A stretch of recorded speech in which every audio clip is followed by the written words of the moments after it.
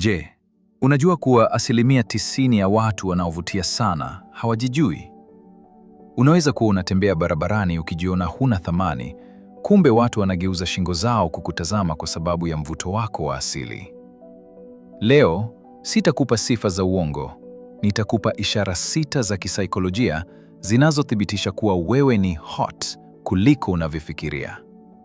Na kama unataka kuelewa kwa nini wakati mwingine unapata maadui bila sababu, baki nami mpaka ishara ya 3. Ishara ya 6 wengi hawaifahamu, ila inakuwa ina nguvu mno. Kabla hatujaanza, naomba usisahau kusubscribe hapo, kwa sababu hapa tunajifunza jinsi ya kuwa toleo bora zaidi la nafsi yako. Ishara ya kwanza, tabasamu la papo hapo na the double take. Ishara ya kwanza ni namna watu wanavyopata reflex wanapokuona. Je, umegundua kuwa unapopishana na mtu, uso wake unachangamka ghafla au anatoa tabasamu bila sababu? Au labda mtu anakupita, kisha anageuka kukuangalia kwa mara ya pili, the double take. Ubongo wa binadamu hutoa homoni ya furaha, dopamine, unapoona kitu kinachopendeza. Kama watu wanatabasamu wanapokuona, si kwa sababu wana adabu tu, bali ni kwa sababu muonekano wako unalazimisha akili zao kufurahi. Ishara ya pili inaitwa the halo effect. Kuonyesha unapata msaada mahali ambapo wengine wanakwama. Kisaikolojia, kuna kitu kinaitwa the halo effect. Huu ni mwelekeo wa ubongo wa binadamu kudhani kuwa mtu mwenye muonekano mzuri basi ana sifa nyingine zote nzuri, kwamba una akili, una uaminifu na una roho nzuri. Je, umegundua kuwa unapofanya kosa dogo, watu wanakusamehe haraka? Au unapoingia ofisini, mhudumu anakuacha upite hata kama foleni ni ndefu? Hii si bahati mbaya. Ni kwa sababu mvuto wako unatengeneza ngao ya upendeleo, unconscious bias. Watu wanavutiwa kukufanyia wepesi kwa sababu uwepo wako tu unawapa hisia chanya. Kama maisha yako yanaonekana kuwa na ulaini fulani kwenye huduma za jamii, hiyo ni ishara tosha ya mvuto wako. Ishara ya 3, unapata maadui wa bure. Je, kuna watu kazini, shuleni au mtaani kwako wanaokuchukia bila sababu yoyote? Hujawahi hata kuongea nao, lakini wakikuona wanakusema vibaya au kukuangalia kwa jicho la husuda. Hii inaitwa projection. Mara nyingi, watu wanapojiona hawana mvuto mbele yako, wanajihisi threatened. Chuki yao si kwa sababu wewe ni mbaya, bali ni kwa sababu wanatamani kuwa na kile ulicho nacho. Mvuto wako ni kioo kinachowaonyesha mapungufu yao. Ishara ya 4 ni mvurugiko wa akili, the nervous disarray. Watu wanachanganyikiwa na kupoteza uelekeo wakiwa karibu nawe.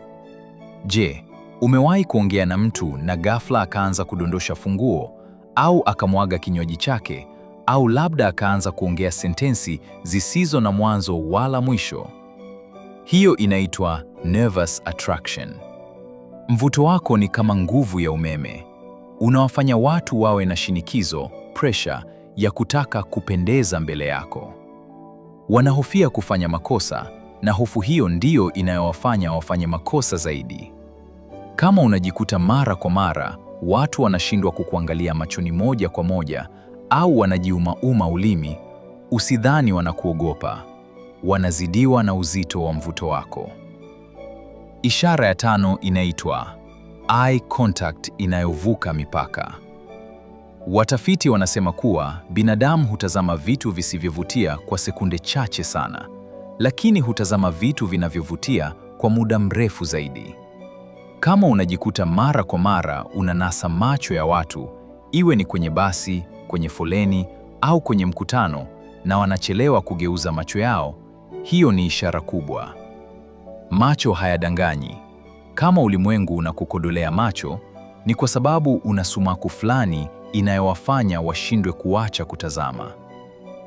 Ishara ya 6 ambayo ina nguvu sana inaitwa the unforgettable impression, alama isiyofutika. Kumbukumbu ya kudumu. Watu hawakusahau hata wakikutana nawe mara moja tu. Kuna watu ambao wanaweza kukaa na mtu saa nzima na kesho yake wakasahau hata sura yake. Lakini kwa mtu unayevutia, hata ukipishana na mtu kwenye daladala au sokoni kwa sekunde 30, atabaki anakukumbuka. Je, imewahi kutokea mtu akakusalimia kwa jina lako na kukumbusha tukio la miaka 3 iliyopita wakati wewe hata humkumbuki? Hiyo ni kwa sababu muonekano wako na energy yako viliacha chapa, imprint kwenye ubongo wake. Mvuto wako una nguvu ya kukaa kwenye fikra za watu kwa muda mrefu baada ya wewe kuondoka. Wewe si mtu wa kupita tu. Wewe ni mtu unayeacha alama. Mvuto wa kweli si lazima uwe kama wa mwanamitindo wa kwenye magazeti. Mvuto wa kweli ni mchanganyiko wa jinsi unavyojibeba, unavyojiamini na jinsi unavyowafanya wengine wajihisi. Kati ya hizi ishara 6, ni ipi imewahi kukutokea na ukadhani ni kitu kibaya, kumbe ulikuwa unavutia? Kabla hujaondoka, kama video hii imekupa ujasiri wa kujiona wa thamani leo, gonga hiyo like button. Na kama unataka kuendelea kuboresha utu wako na saikolojia yako, hakikisha umesubscribe na kuwasha kengele ya taarifa. Asante kwa kuwa nami na tukutane kwenye video ijayo. Kumbuka, wewe ni wa kipekee kuliko unavyofikiri.